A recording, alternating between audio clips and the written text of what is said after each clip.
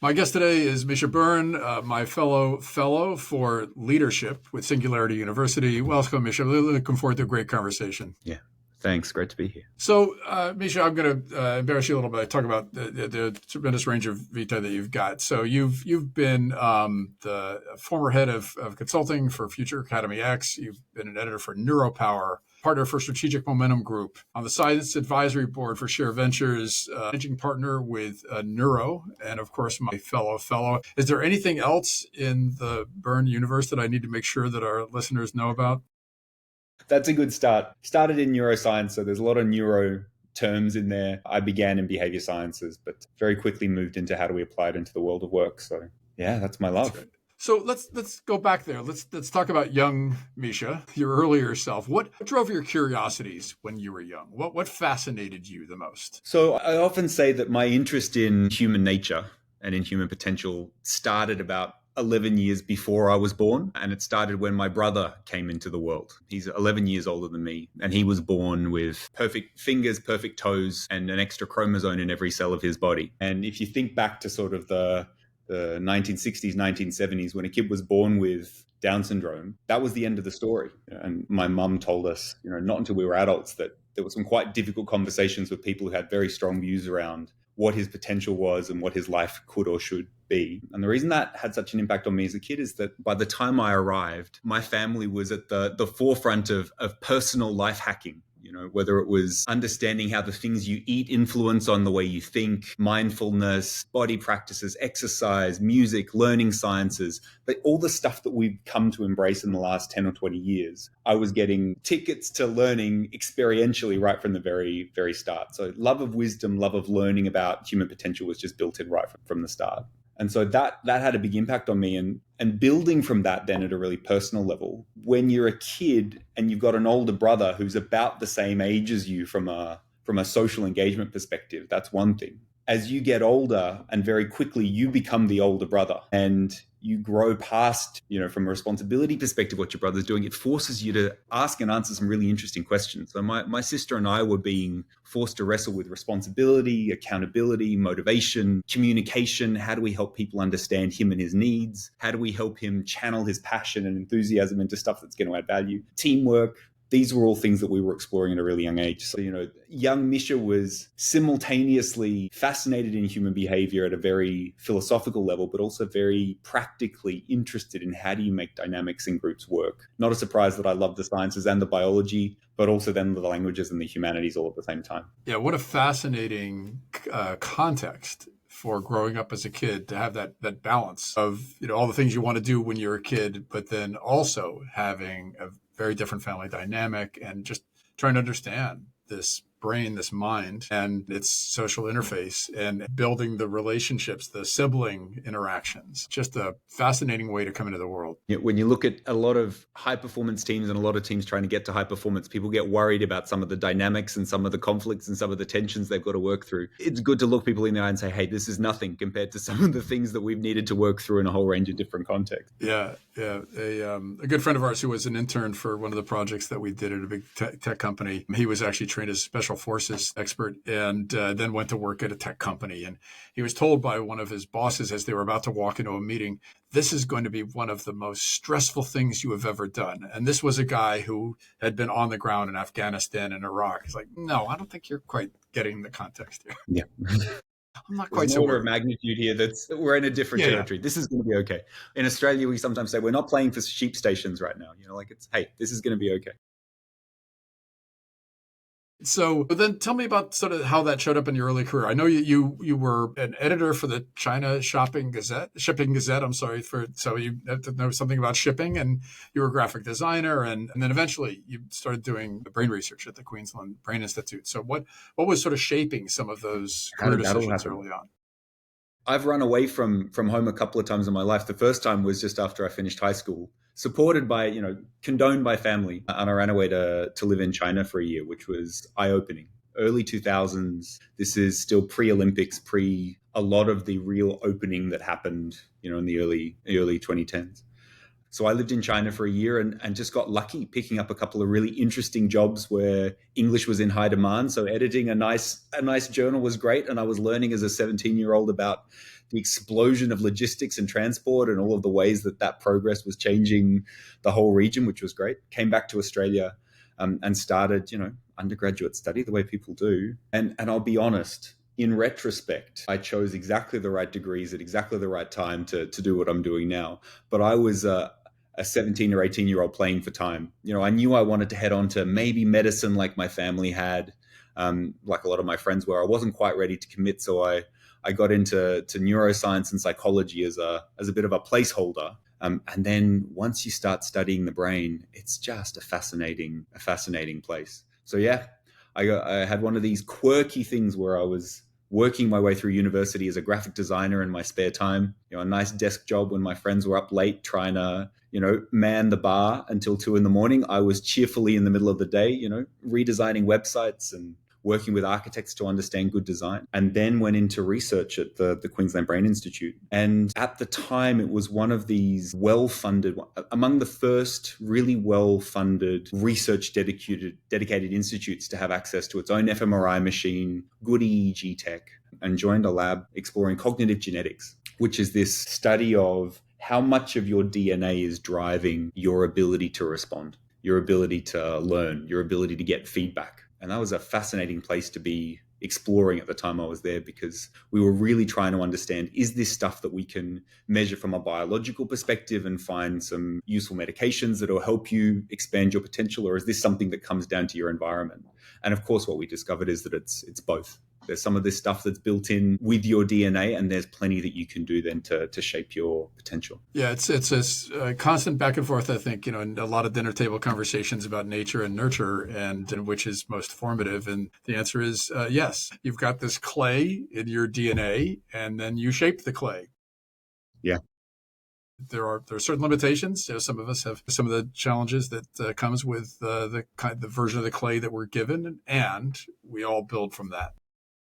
Yeah. Now, with these disciplines, psychology and neuroscience are sometimes completely different arenas, disciplines, schools, and universities, and that sort of thing. So, do you think of them as separate, or do you see enough overlap? And are there artificial boundaries, or do you think that this is just sort of one blur of insights into human capacity and behavior? Do I see them as a separate? Not really. I think if you were to ask most neuroscientists would say we're interested in very similar things to psychology. Most psychologists would say we're interested in very similar things to neuroscience. I almost see it as a bit of a continuum for all the behavioral sciences.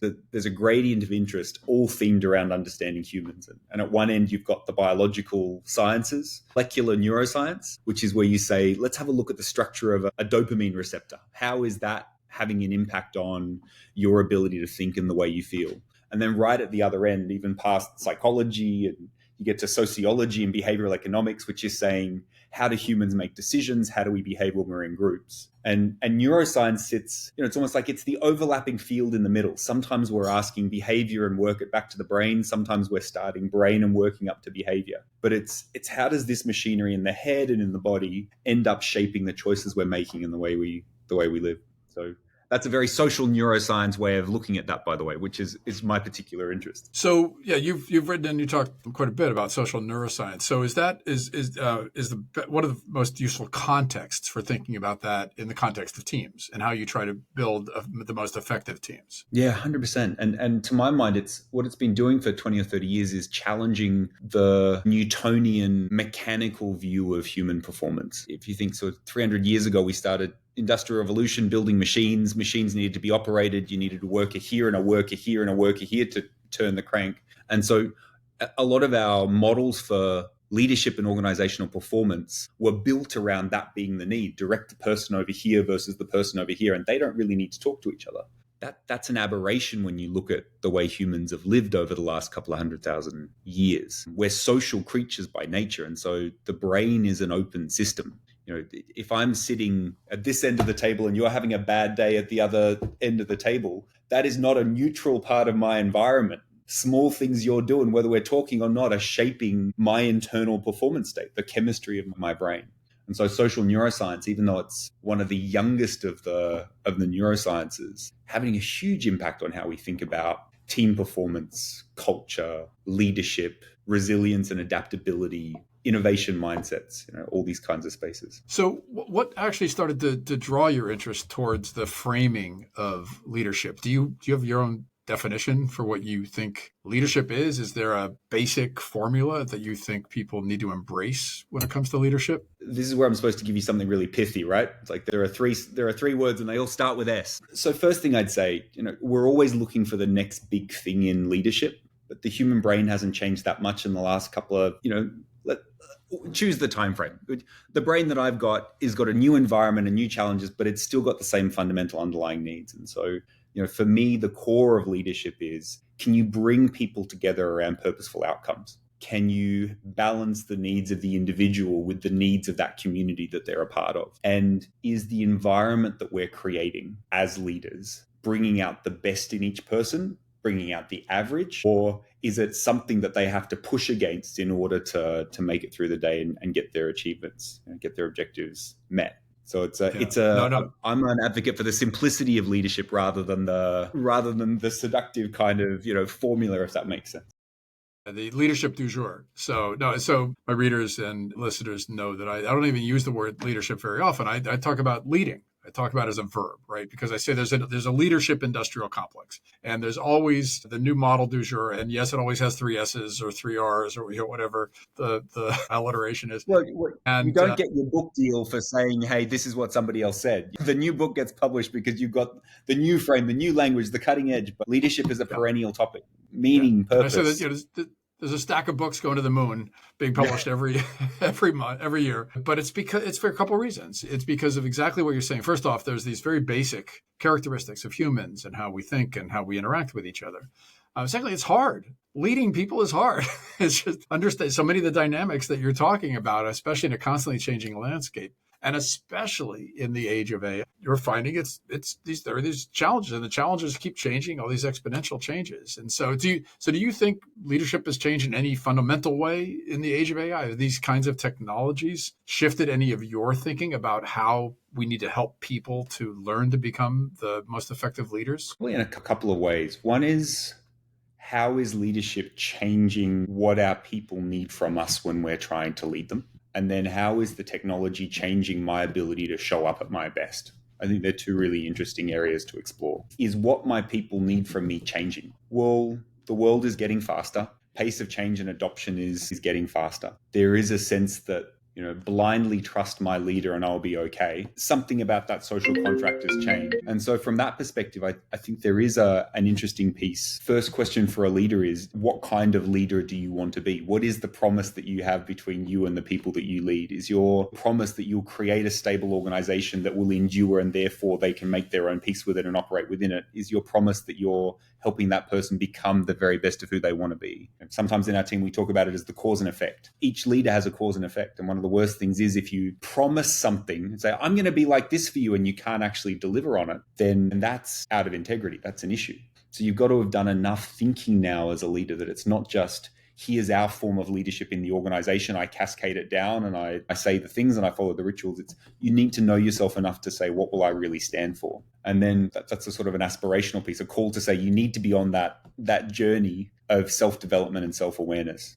Keegan talks about becoming self-authoring. Leaders need to be self-authoring now because there's enough of these judgment calls that are going to force you to make some tough calls. So you can't phone it in. You can't just sort of make it up as you go. That'd be a first one. And then there's a very tactical thought on another level, what I'll get to. But I'm curious whether that resonates for you. Is that something that you've sort of found for yourself? Well, absolutely. What I'm hearing is that as one of the underlying themes there is just intentionality. As people come to there's so many different paths to leading. Sometimes you choose it. Sometimes it chooses you. The circumstances choose you. Sometimes it's a battlefield promotion because you're in a rapid growth company, or there's any number of different contexts for where people suddenly start to be able to influence the ways that others work and eventually lead teams and lead organizations. So because there's so many different pathways, some people are just natural. Like you meet them when they're kids and you say, oh yeah, that's a future CEO. And there's others you just say, you're running a company? Really?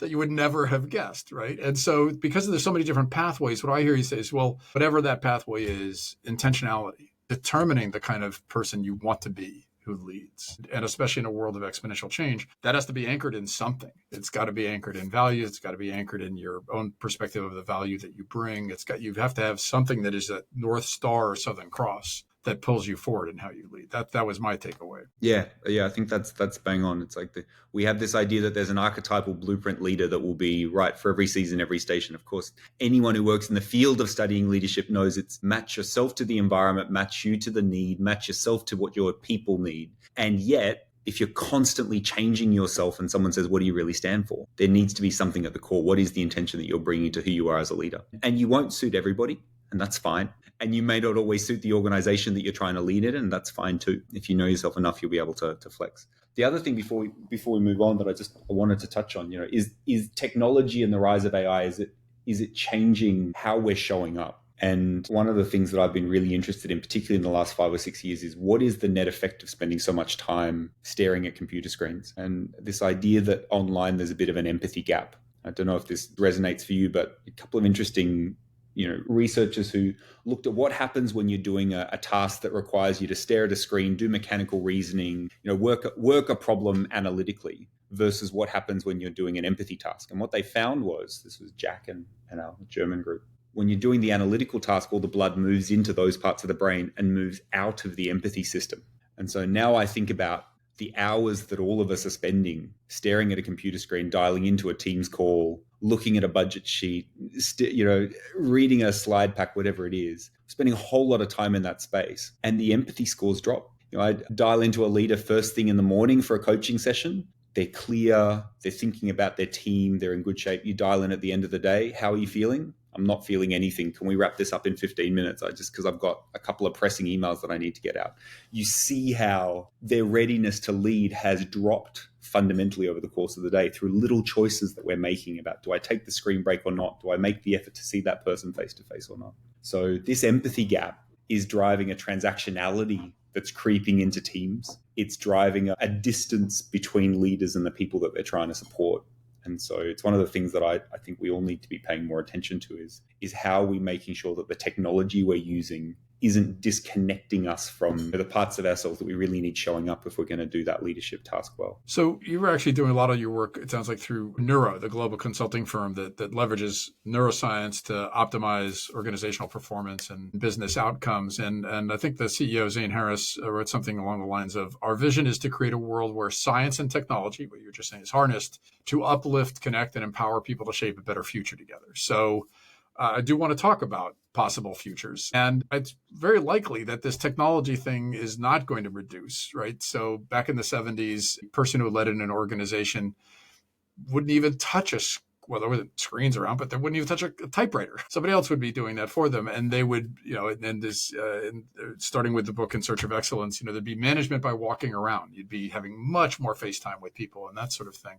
And what I'm hearing is, yes, absolutely. The screen has become this interpolation device between humans. But we could project, let's say, 10 years into the future, 20 years into the future, more technology, right? And so how do you think about possible futures? What could leadership look like, say, in 2035? And does technology have a role in actually helping to mitigate some of the insulation and transactional context that you're talking about? Yeah, great question. Lots of different ways we could take that. From a technology side, my hope is that we're at peak intrusion into our lives.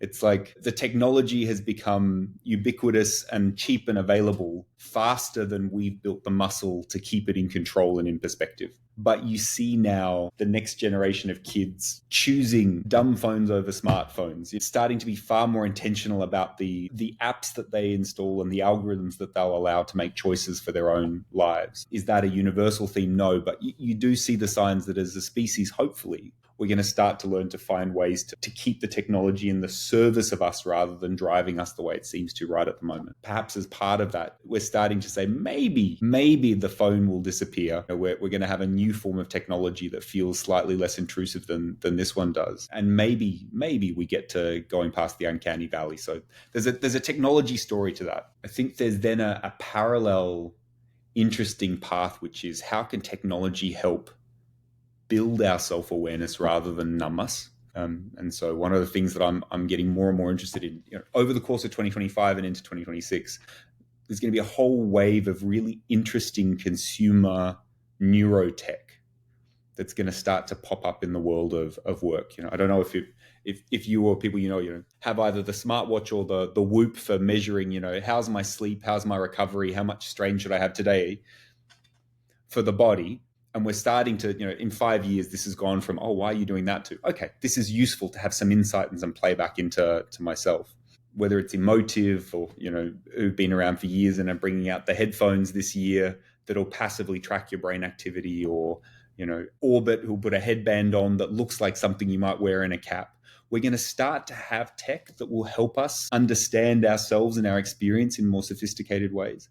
And I get kind of excited by that, actually, because I do feel like we're slaves to the technology rather than the technology being the feedback loop to help us be more of who we want to be and understand ourselves and our potential. So I think that's an interesting space to explore. And then, of course, there's that third, much broader category, which is, do we have intentionality, as we said? Are we coming back to how we design our organizations in a more purposeful way? And your question was, will our organizations be very different? Will leadership have changed in the future? It does feel like the organizations that are going to sustain and succeed and arise are going to be structured quite differently from the 1970s organization. And again, I keep using the word Newtonian, which for me just means mechanical. It's like we're going to have lines and boxes and the machine will work like a Swiss watch. I don't think we're going to have time to build Swiss watch organizations. Things will be progressing faster. They're going to be far more organic kind of models of organizations that will require a much more flexible style of leadership. So I was doing a talk in Brazil last year. The title of it was Teams of Tomorrow.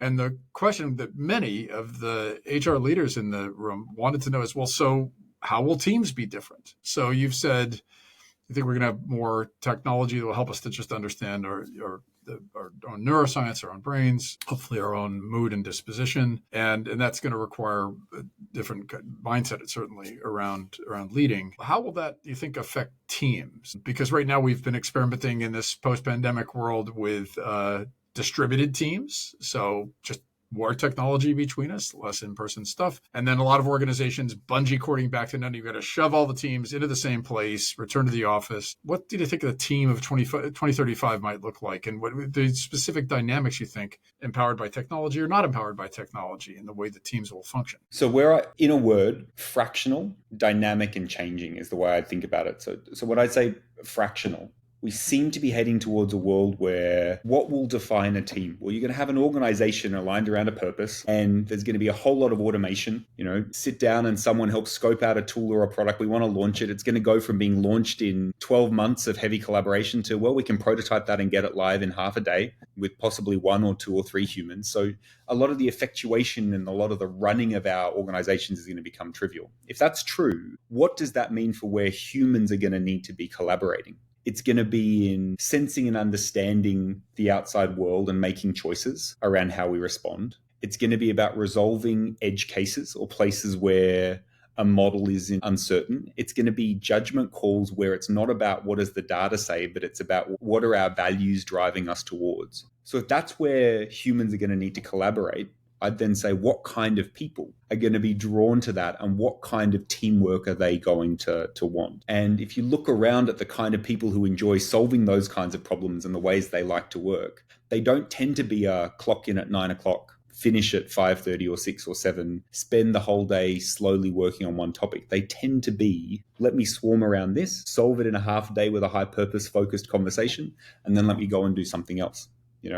I'm juggling 2 or 3 different things. I'm interested in building my skills in a whole range of different areas. We're likely to need generalists with the ability to go deep rather than true specialists full-timing on things. These are all generalizations, right? But if they're the sorts of people, the question is, what kind of teaming are they going to want? They're going to want to be part of an organization that has a sort of a shared aligning value set or purpose. They're not going to want rigid structures where we say we're going to incrementally team, meet today, meet tomorrow, meet tomorrow, meet tomorrow. What they're going to want is the ability to do that rapid teaming piece. So it's going to be purposeful teaming, I think. We are part of a high-performance network. We have an alliance to this organization. I'm here for 10 days this month. How are we going to swarm together around this task? And how can we go from never having met, but we know that we're aligned, to having a high-performance team within 1 hour of purposeful conversation as we swarm around the work? So So from that perspective, it's going to be fractional dynamic teaming rather than teaming as a 6-month journey. There's one possible future. So I just want to point out, in the same way I was talking about shifting from leadership as a verb to as a noun to a verb, right? So from leadership to leading, you've just pointed out teaming is a verb. It's a skill.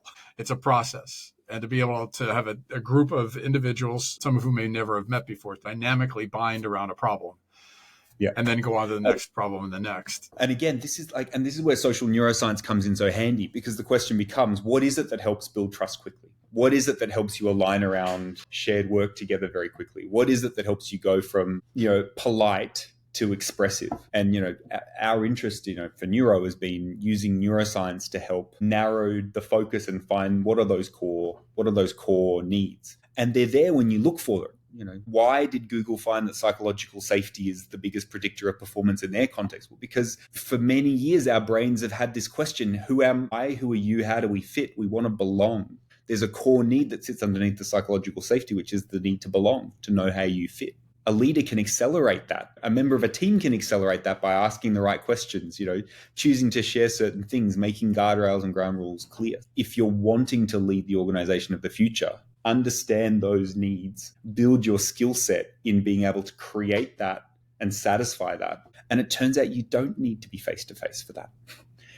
We create a sense of belonging in a room together when we eat food around a table, but you can create it as a leader on a Teams call by introducing people in the right way, by forming a team around a common purpose, by helping set guardrails, in the first 10 minutes of a new interaction. So yeah, you see my energy rising as I start to talk about it, because I feel like there's so much space for us to be doing a better job of leading now, and almost, being resilient and anti-fragile, no matter how quickly the world changes around us. So yeah, the again, some of these common themes just keep resonating with me, and because I just hear more intentionality is one of the things that having those screens between us requires. Is that you have to have a thesis. You have to understand what you think your own leading style is. You have to be intentional about how you are trying to connect human beings and help them to be able to solve the problems of today and tomorrow. And that's evergreen. It doesn't matter whether it's today it's a Zoom call, or tomorrow it's an AI interpolated conversation. Yep. And there is a formula for that. We won't get into all of it today, but there are predictable, universal human needs. Your brain wants to belong. Your brain wants to express. Your brain wants to be able to achieve and feel a sense of control. And once you hone in on some of those universal needs, we get them satisfied in different ways, but we need the same things. So it can become a great unifier, I would argue. My great friend, Dr. Evian Gordon, who I think at a university in Australia built one of the largest brain databases, he says, if you could sort of synthesize a lot of the insights that he's learned from studies, we tend to sort of default to safety first, right? We tend to sort of default to things that protect what we have now. And what I'm hearing you is giving a context by which we can help people to build trust, to be able to overcome any of the concerns about remaining safe. And that gives us a context to be able to continually deal with the world of exponential change as well. Yeah, absolutely. So safety and belonging is the thing. So you go. At a long talk with our fellow Dr. Tiffany Vora, and a variety of different exponentials affecting the future of the organization. But the one that seemed to keep coming up again for a lot of people is extended lifespan. And she was saying, well, you have to sort of differentiate between those. There's lifespan, there's health span. But then just recently on Medium, you posted about brain span.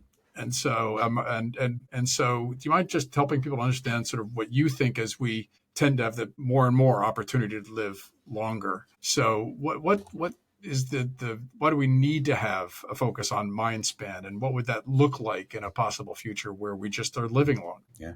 Well, and Tiffany's one of the people who's shaped my thinking on this. And you sort of summarized it there, right? Why did we need to start talking about health span? Well, it's because lifespan is not enough. I can live longer and we can eke out a few extra months or years or decades. But if that's decades not being able to move, not being able to experience the world, alive but in pain, we say that's not enough. So we need health span. And so for me, mind span is what are the aspects of yourself, of your own mind that you love most, and how can we preserve and extend and expand those? When a young one's born, they're full of potential, and they spend the first 10 or 20 years finding out what kind of mind they're going to have, what kind of experience they're going to take through the world. And then we sort of take for granted that stays with us until one day it's gone. Mindspan is about saying, how do we consciously lean into this idea that the choices I'm making today are going to shape the trajectory and how long I have the kind of mind, the kind of experience of the world that I want to have, and what am I doing with that?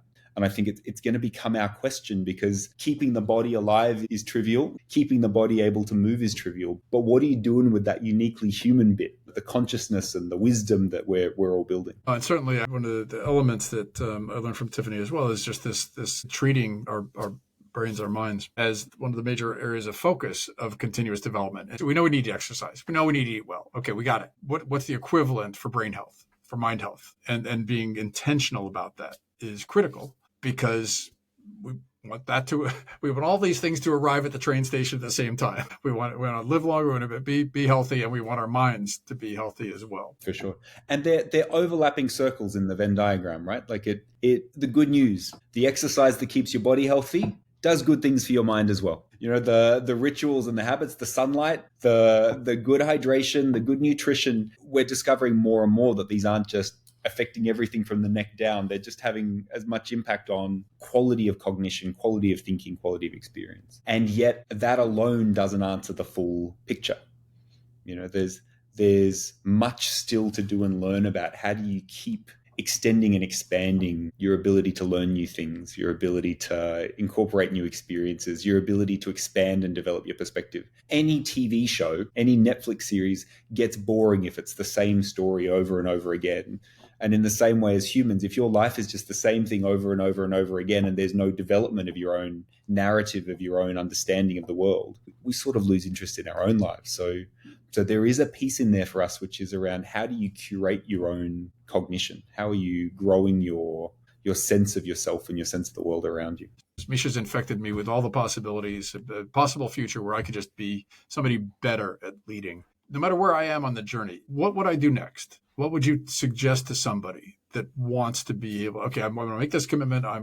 There's a possible future where I am somebody who's helping to lead into a better future. What do I do now? What do I do next? Leading self and leading others are, for me, are the two ways I always think about it. Leading self is about how do you show up on a daily basis, and what is it that has the biggest impact on you being present in the way that you want to be. And it's not a complex task. Observation and awareness is the muscle to build. So if you haven't already got some kind of practice, journaling, or a buddy you can compare notes with, or a coach, or whatever it is, someone who can help you start to reflect, how much of your time are you spending in the shape where you're aware, present, responsive, living your own values, versus under stress and being driven by reactivity. There are lots of good mental models for understanding that, System 1 and System 2, elephant and rider, monkey brain, rational, whatever it is. Find something that helps you get a bit of an anchor for you at your best, not at your best, and start to learn how you can mediate the difference. That's a really great place to start. Again, intentionality, but this is, do you know how to show up in good shape? And then the second part, you go. No, please keep going. No, please keep going. Well, and that's the leading self. And then the leading others part, I'm a big advocate for the humility of leadership, which is, if you want to know how you're doing as a leader, ask. Be amongst the most confronting and challenging of questions. In particular, if you've been raised in a school of the leader is always right, or the leader is always confident, or the leader is there to be the strength in the machine, to sit down with someone and say, I don't yet know how to bring out the best in you. Tell me if there were 2 or 3 things that I could understand more about how to help you achieve your potential, what would those be? And listen for the theme. That can be an incredibly rewarding experience. I think those are 2 great anchors for anybody, no matter where you are in the journey of leading, just so long as you have a commitment that you want to continually be better at it. You want to develop that mindset and skill set. So last question. Misha wakes up one morning in the year 2035. So what does a day look like? Maybe it's a Saturday.